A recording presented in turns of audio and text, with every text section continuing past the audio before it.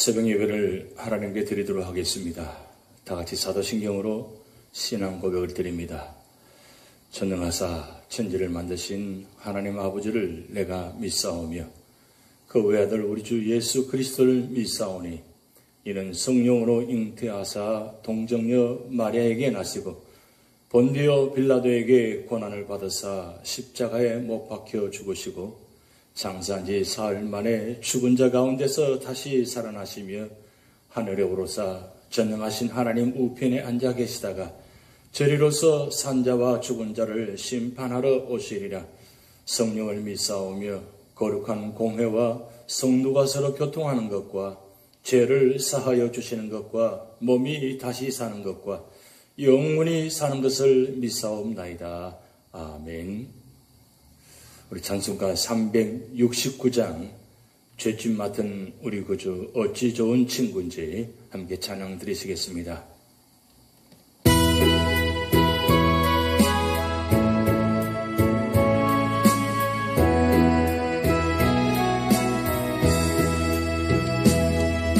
죄짐 맡은 우리 구주 어찌 좋은 친구인지 걱정 근심 무거운지 우리 주께 맡기세. 주께 보암 없는 고로 복을 받지 못하네. 사람들이 어찌하여 주를 모를까. 시험 걱정 너른 괴로움 없는 사람 너른가. 어지럽시 낙심 말고 기도드려 아뢰세. 이런 진실하신 친구 찾아볼 수 있을까. 우리 약함 하시오니 혹시 아니하는가. 근심 걱정 무거운 짐 아니 진짜 너른가. 비난처는 우리 예수 주께 기도드리세. 세상 증거 멸시하고 너를 조롱하여도 예수 품에 안기어서 참된 위로받겠네.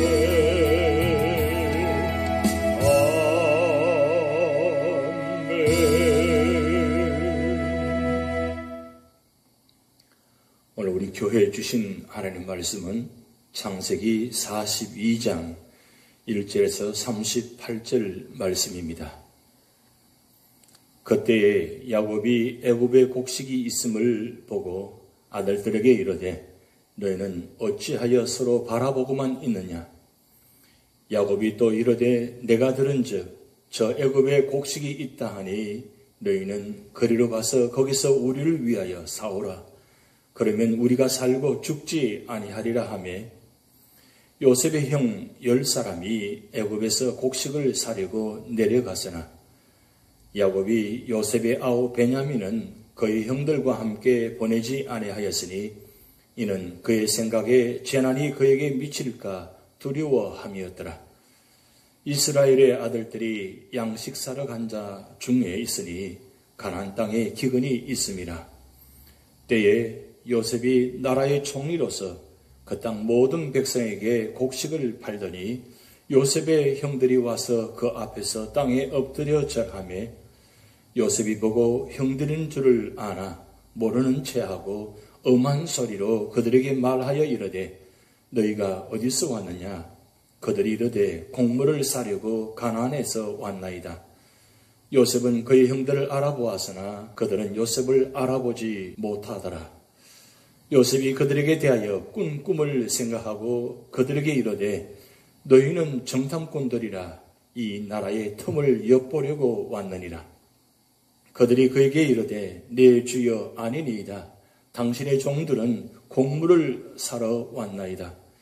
우리는 다 한 사람의 아들들로서 확실한 자들이니 당신의 종들은 정탐꾼이 아니니이다. 요셉이 그들에게 이르되 아니라 너희가 이 나라의 틈을 엿보러 왔느니라. 그들이 이르되 당신의 종 우리들은 12 형제로서 가나안 땅 한 사람의 아들들이라. 막내 아들은 오늘 아버지와 함께 있고 또 하나는 없어졌나이다. 요셉이 그들에게 이르되 내가 너희에게 이르기를 너희는 정탐꾼들이라 한 말이 이것이니라. 너희는 이같이 하여 너희 진실함을 증명할 것이라. 바로의 생명으로 맹세하노니 너희 막내 아우가 여기 오지 아니하면 너희가 여기서 나가지 못하리라. 너희 중 하나를 보내어 너희 아우를 데려오게 하고 너희는 갇혀 있으라. 내가 너희의 말을 시험하여 너희 중에 진실이 있는지 보리라. 바로의 생명으로 맹세하노니 그리하지 아니하면 너희는 과연 정탐꾼이리라 하고 그들을 다 함께 3일을 가두었더라. 사흘 만에 요셉이 그들에게 이르되 나는 하나님을 경외하노니 너희는 이같이 하여 생명을 보존하라. 너희가 확실한 자들이면 너희 형제 중 한 사람만 그 옥에 갇히게 하고 너희는 곡식을 가지고 가서 너희 집안에 굶주림을 구하고 너희 막내 아우를 내게로 데리고 오라. 그러면 너희 말이 진실함이 되고 너희가 죽지 아니하리라 하니 그들이 그대로 하니라. 그들이 서로 말하되 우리가 아우의 일로 말미암아 범죄하였도다. 그가 우리에게 애걸할 때에 그 마음의 괴로움을 보고도 듣지 아니하였으므로 이 괴로움이 우리에게 임하도다. 르우벤이 그들에게 대답하여 이르되 내가 너희에게 그 아이에 대하여 죄를 짓지 말라고 하지 아니하였더냐. 그래도 너희가 듣지 아니하였느니라. 그러므로 그의 핏값을 치르게 되었도다 하니 그들 사이에 통력을 세웠으므로 그들은 요셉이 듣는 줄을 알지 못하였더라. 요셉이 그들을 떠나가서 울고 다시 돌아와서 그들과 말하다가 그들 중에서 시몬을 끌어내어 그들의 눈앞에서 결박하고 명하여 곡물을 그 그릇에 채우게 하고 각 사람의 돈은 그의 자루에 도로 넣게 하고 또 길양식을 그들에게 주게 하니 그대로 행하였더라. 그들이 곡식을 나귀에 싣고 그곳을 떠났더니 한 사람이 여관에서 나귀에게 먹이를 주려고 자루를 풀고 본즉 그 돈이 자루 아귀에 있는지라. 그가 그 형제에게 말하되 내 돈을 도로 넣었도다. 보라 자루 속에 있도다. 이에 그들이 혼이 나서 떨며 서로 돌아보며 말하되 하나님이 어찌하여 이런 일을 우리에게 행하셨는가 하고 그들이 가나안 땅에 돌아와 그들의 아버지 야곱에게 이르러 그들이 당한 일을 자세히 알려 아르되 그 땅의 주인인 그 사람이 엄하게 우리에게 말씀하고 우리를 그 땅에 대한 정탐꾼으로 여기기로 우리가 그에게 이르되 우리는 확실한 자들이요 정탐꾼이 아니니이다. 우리는 한 아버지의 아들 12 형제로서 하나는 없어지고 막내는 오늘 우리 아버지와 함께 가나안 땅에 있나이다 하였더니 그 땅의 주인인 그 사람이 우리에게 이르되 내가 이같이 하여 너희가 확실한 자들임을 알리니 너희 형제 중에 하나를 내게 두고 양식을 가지고 가서 너희 집안의 굶주림을 구하고 너희 막내 아우를 내게로 데려오라. 그러면 너희가 정탐꾼이 아니요 확실한 자들임을 내가 알고 너희 형제를 너희에게 돌리리니 너희가 이 나라에서 무역하리라 하더이다 하고 각기 자루를 섰고 본즉 각 사람의 돈 뭉치가 그 자루 속에 있는지라. 그들과 그들의 아버지가 돈 뭉치를 보고 다 두려워하더니 그들의 아버지 야곱이 그들에게 이르되 너희가 나에게 내 자식들을 잃게 하도다. 요셉도 없어졌고 시몬도 없어졌거를 베냐민을 또 빼앗아 가고자 하니 이는 다 나를 해롭게 함이로다. 르우벤이 그의 아버지에게 말하여 이르되 내가 그를 아버지께로 데리고 오지 아니하거든 내 두 아들을 죽이소서. 그를 내 손에 맡기소서. 내가 그를 아버지께로 데리고 돌아오리이다. 야곱이 이르되 내 아들은 너희와 함께 내려가지 못하리니 그의 형은 죽고 그만 남았습니다. 만일 너희가 가는 길에서 재난이 그에게 미치면 너희가 내 흰머리를 슬퍼하며 스올로 내려가기 함이 되리라. 아멘. 오늘 창세기 42장은 넓게는 하나님께서 구약시대 구속사의 주역으로 선택하신 이스라엘 민족의 유명한 4명의 조상들의 생애를 기록한 창세기 제2부인 제13장에서 50장에 속한 말씀입니다. 그리고 보다 좁게는 선민 이스라엘의 혈통적 조상일 뿐 아니라 구속사 전반에 걸쳐 모든 성도들의 믿음의 아버지로 부름받았던 아브라함과 이스라엘 제2대 조상으로 순종과 온유의 삶을 살았던 이삭 및 이스라엘 12지파의 직접적인 조상인 야곱에 이어 구약 구속사의 주역으로 선택된 언약의 백성이 애굽으로 내려가게 된 직접적 계기를 마련한 요셉을 중심한 야곱 12아들의 역사가 기록된 제37장에서 50장에 속하는 일련의 부분 말씀입니다. 그 가운데 제42장에서 46장은 야곱의 11번째 아들 요셉을 통하여 창세기 15장 13절에서 16절에서 이미 아브라함에게 예언된 언약 가문의 애굽 이주가 실현되는 과정에 대한 기사입니다. 이러한 전체적인 맥락하에서 본장의 내용을 보다 세분하여 살펴본 다음과 같습니다. 첫 번째는 1절에서 5절 말씀을 통해서 곡식을 사기 위한 요셉 형들의 애굽 여행에 관한 말씀입니다. 본문은 요셉의 친동생 베냐민을 제외한 요셉의 형제들이 계속되는 기근으로 인해 부친 야곱의 명을 받고 애굽으로 곡식을 사러 떠나는 것입니다. 이러한 본문에서 우리는 7년 대기근이 단지 애굽 땅에만 있었던 것이 아니라 그 주변 국가 전역에 미쳐 마침내 가나안 땅에 거주했던 야곱의 집안에도 심한 타격을 주었음을 알 수 있습니다. 그리고 이러한 사실은 7년 대풍년과 7년 대기근이 결국 야곱 가문을 애굽으로 이주시키기 위한 하나님의 특별 섭리였음을 보여주고 있습니다. 일찍이 하나님께서는 당신의 구원 계획을 성취하기 위해 요셉에게 관심을 기울이시고 그를 통해 애굽 땅에서 섭리하시는 동안 또 한편으로는 구속사의 주역인 야곱 가문에 대해서도 똑같은 관심을 가지사 적절히 섭리하셨던 것입니다.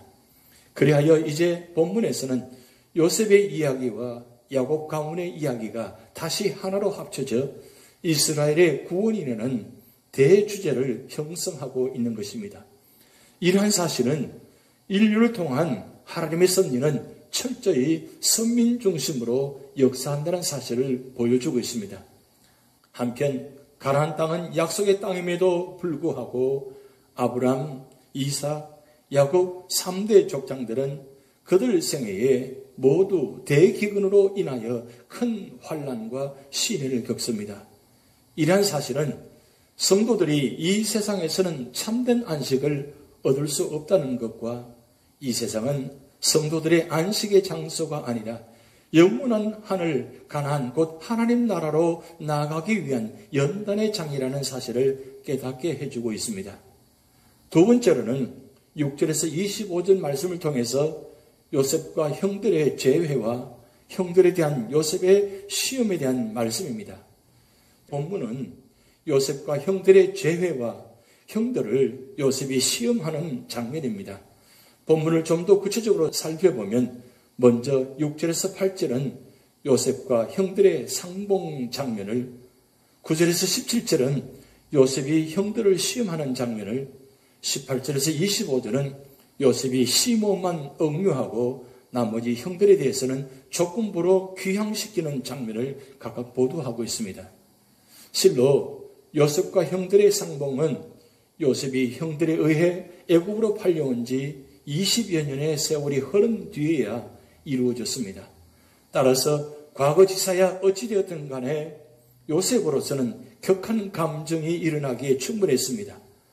그러나 요셉은 형들과 재회의 기쁨을 나누기보다는 오히려 형들을 시험하는가 하면 심지어 그들을 정탐꾼으로 몰아옥에 3일 동안이나 가두고 그리고 돌려보낼 때는 시몬을 억류한 뒤 조건부로 귀향시키는 조치를 취했습니다.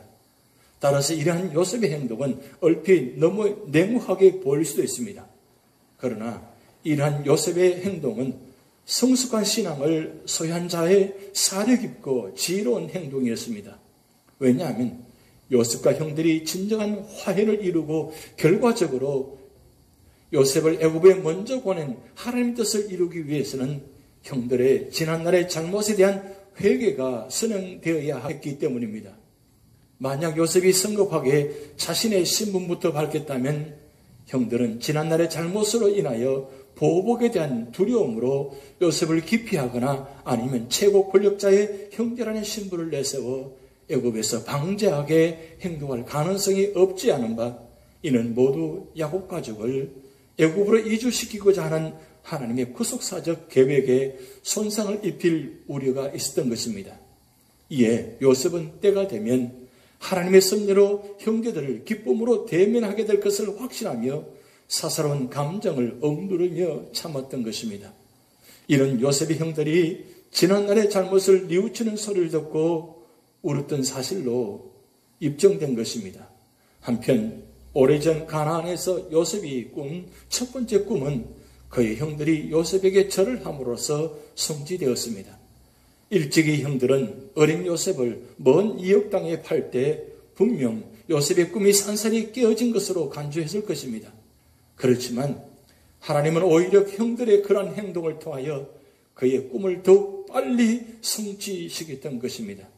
결국 이러한 사실에서 우리는 하나님의 뜻과 계획은 세상은 어떠한 세력과 관계에 의해서도 결코 무산되지 않는다는 것과 하나님은 성도의 삶 전반에 관여하사 그 모든 사건들을 당신의 구원 설립 속에 융해시키신다는 것과 그리고 성도는 무슨 일을 하는지 자신의 사사로운 유익보다는 먼저 하나님의 일을 생각해야 한다는 것을 깨닫게 되는 말씀입니다. 세 번째로는 26절에서 38절 말씀을 통해서 요셉 형들의 귀환과 보고 및 야곱의 탄식 장면입니다. 본문은 요셉 형들의 가난 귀환과 아비 야곱의 보고 및 그에 따른 야곱의 반응을 보도하고 있습니다. 이러한 본문을 좀 더 살펴보면 다음과 같습니다.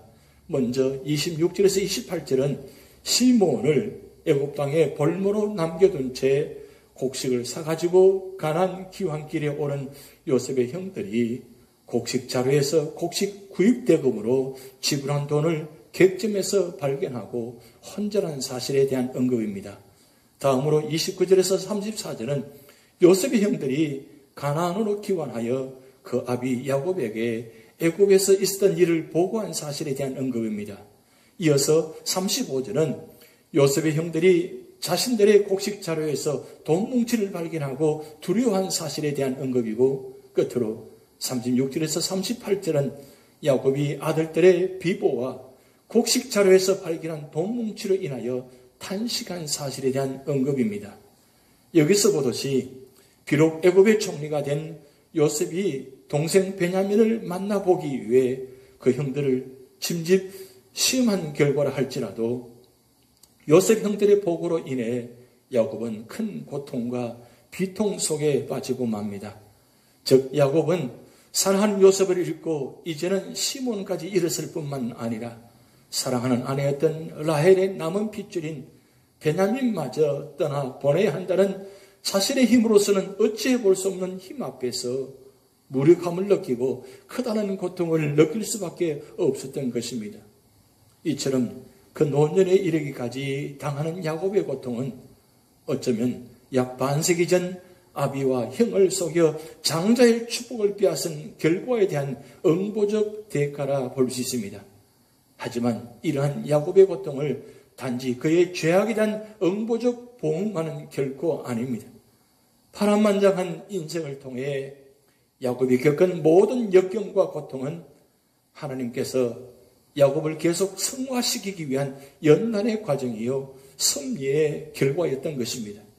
한편 37절에 언급된 르우벤의 생명을 내건 맹세는 생명을 인간이 마음대로 할 수 있는 것처럼 말하고 있다는 점에서 경솔한 점이 없지 않으나 목숨을 걸고 베냐민을 보호하겠다는 신념을 보여주고 있다는 점에서 의의가 있다고 하겠는데, 이는 야곱의 아들들이 애굽에서의 경험을 통해 지난날의 형제간의 시기와 질투를 버리고 더 이상 목의 혈통에 관계없이 서로 한 형제의식을 갖기 시작했음을 보여주고 있습니다.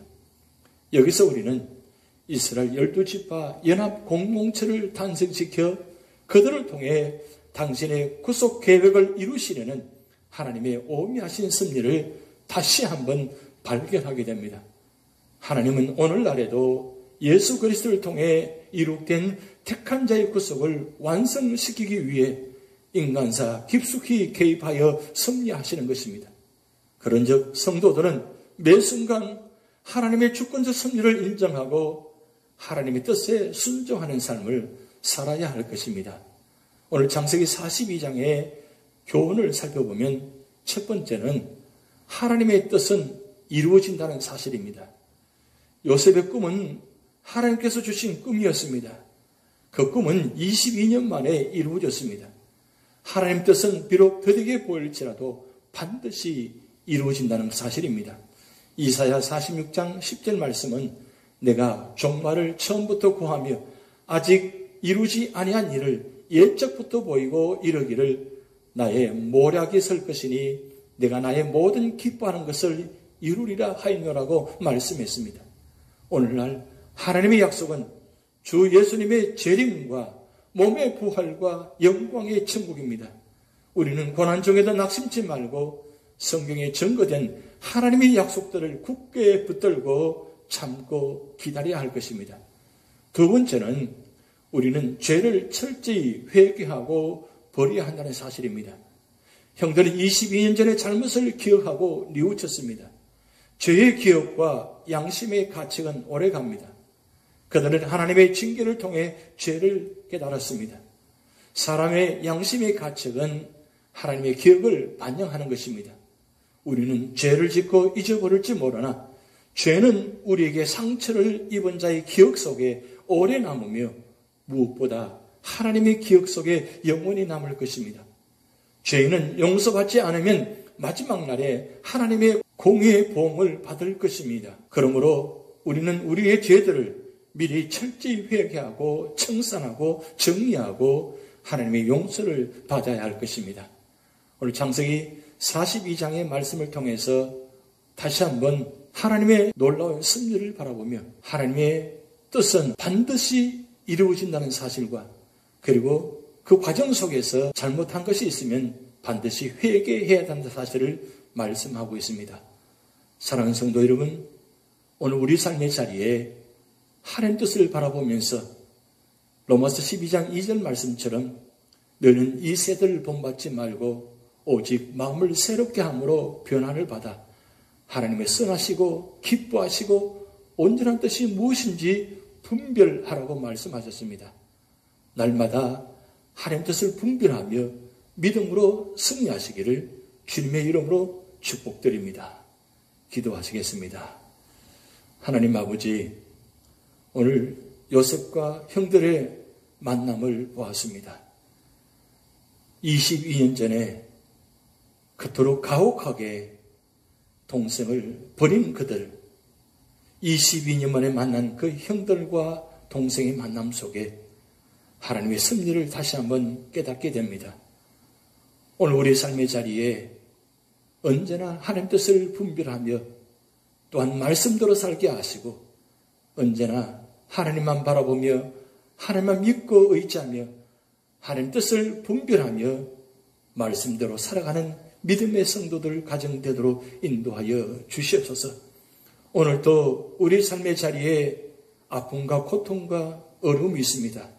하나님, 성령께서 우리 삶의 자리에 찾아와 주시고 함께 하시고 치료하시고 회복시켜 주셔서 하나님의 주신 은혜로 말미암아 오늘도 믿음으로 승리한 하루가 되게 하시고 무엇보다도 연로하신 어른으로부터 어린아이들까지 영혼을 지켜주시고 육신을 지켜주시옵소서. 오늘도 하나님 뜻이 우리 삶의 자리에 이루기를 소원하며 예수님의 이름으로 축복하며 기도하옵나이다. 아멘. 다 같이 주기도문 하시겠습니다.